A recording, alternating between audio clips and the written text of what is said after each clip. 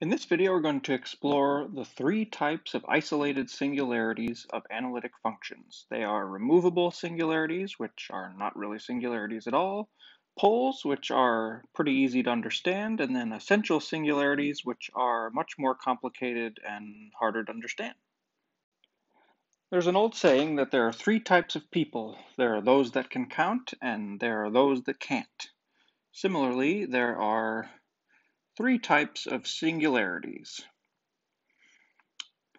So let F be analytic on a punctured disk. So I have a disk of radius r centered at z0, but I take away z0. Then F either has a removable singularity, which means F extends to be analytic at z0. So it's not really a singularity, but we just maybe didn't know that it could be extended initially. Or F has what's called a pole, and the way we'll define that is there exists a positive integer such that z minus z0 to the n times f extends to be analytic at z0. But we do want to make sure we're not in the first case of a removable singularity, so f itself does not extend to be analytic at z0. But if we sort of put a bunch of zeros in front of f, then it does extend to be analytic. And then an essential singularity is one that's neither of these. Here are some examples. Okay, so z over e to the z minus 1 has a removable singularity at 0.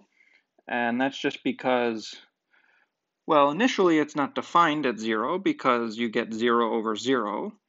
But if you look at the power series for the denominator, well, e to the z minus 1 will give me z plus z squared over 2 plus z cubed over 3 factorial and so on. And we can cancel the z's.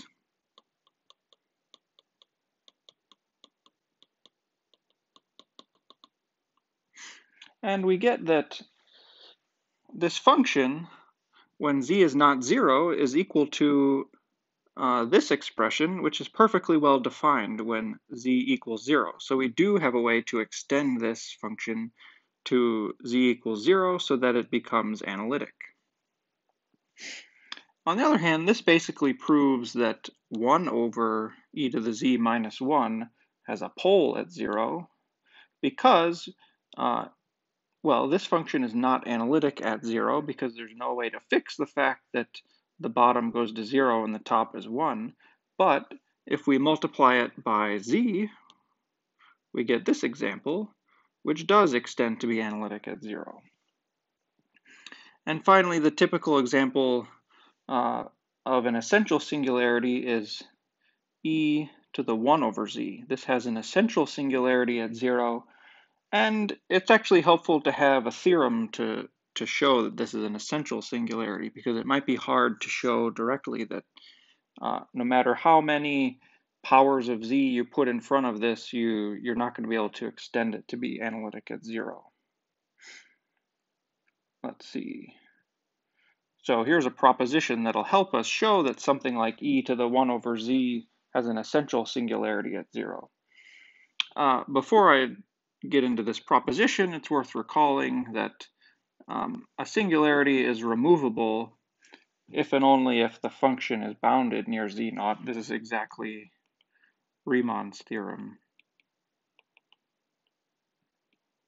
Okay, but here's a proposition which characterizes poles, and so you can use this to show that a function has a pole, but you can also use it to show that a function has an essential singularity. If you can show that it's not removable and it's not a pole, then you know it's an essential one.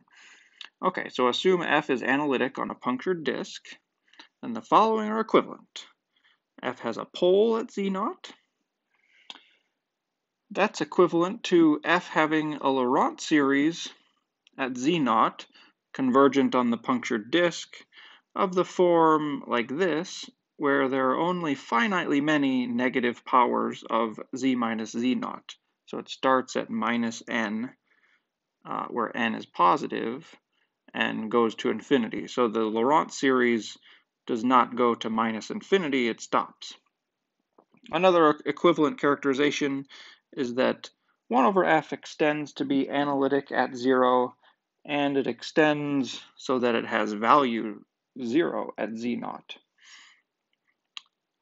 And the last thing is that you can just check sort of a growth condition that f of z goes to infinity in modulus as z goes to z0. And you could do this kind of in epsilon delta terms if you really wanted to. It just means that you can make this as large as you want by making z close to z0.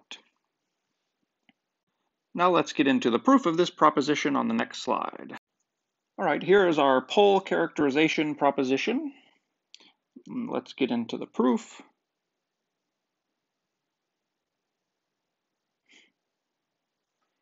First, we can show that A and B are equivalent pretty easily.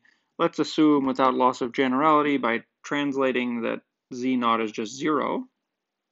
And let's see, what it means to have a pole by our definition is that we can multiply f by z to the n for some positive n and get a g that extends to be analytic at 0.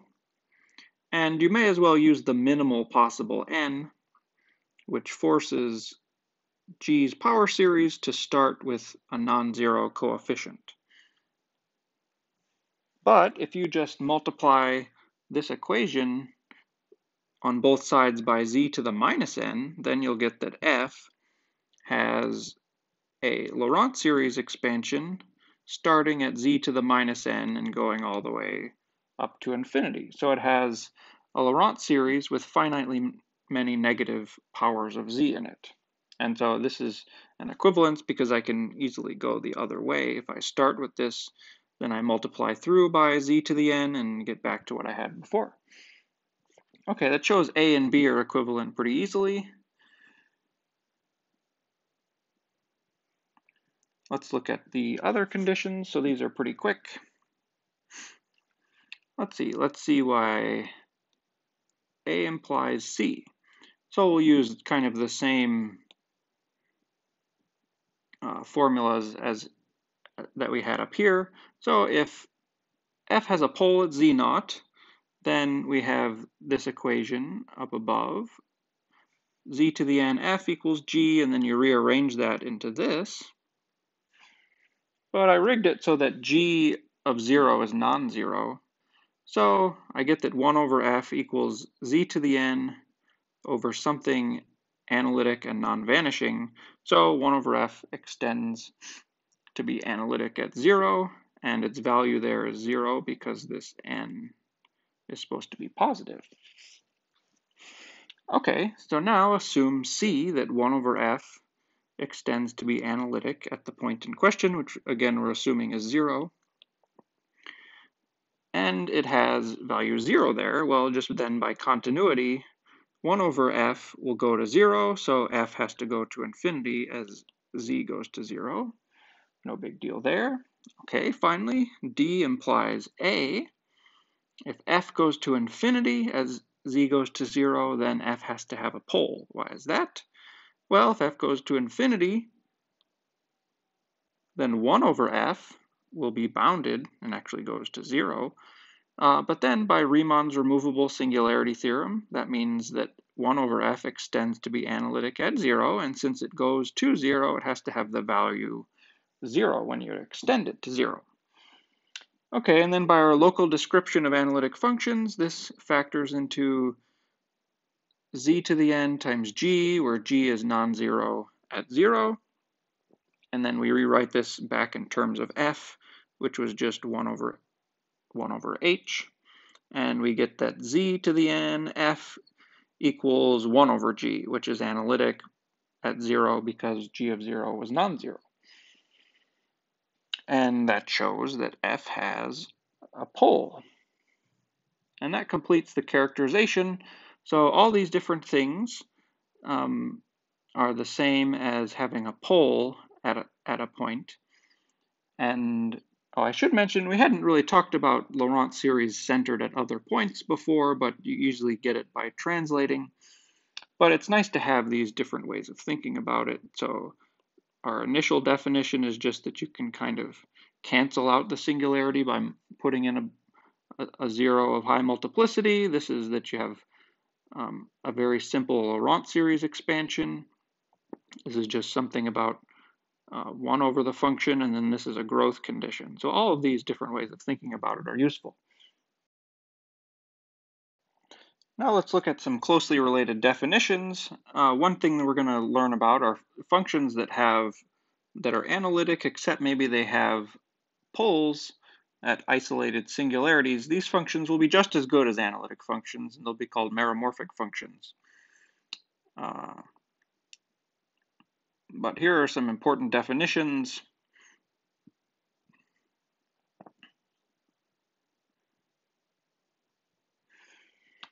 So here's something that's valid for functions with an isolated singularity, not just poles. So I'll give it in general. So assume we have f analytic on a punctured disk centered at z0 and with Laurent series given here. Then the coefficient corresponding to n equals -1, a -1, is given a special name, and it'll play a special role in a bunch of stuff that we do later. It's called the residue of f at z0. And you can actually compute it from our earlier Laurent series formulas just by integrating f around a circle centered at z0. So this s would just be between 0 and r. And you do this complex line integral around this circle, and you get the residue. And here's just some notation for it, res f of z0. And we'll see later why residues are important, but for now, let's just learn what they are. Okay, but now let's assume that f does have a pole, and let's give some special definitions. So if f has a pole, we have this finite number of negative powers at the beginning of the Laurent series. And we can say that a to the minus n will be non-zero. N will be called the order of the pole. So it's sort of the last negative power in the Laurent series expansion. And the negative power portion of the Laurent series is called the principal part of f at z0. And when we have a pole, we're going to declare that the function's value at z0 is infinity, and this makes sense because we've also said that that 1 over f extends to be analytic at z0 and has the value 0, so it makes sense that f of z0 should be infinity. Now let's look at some examples of computing residues and principal parts at poles.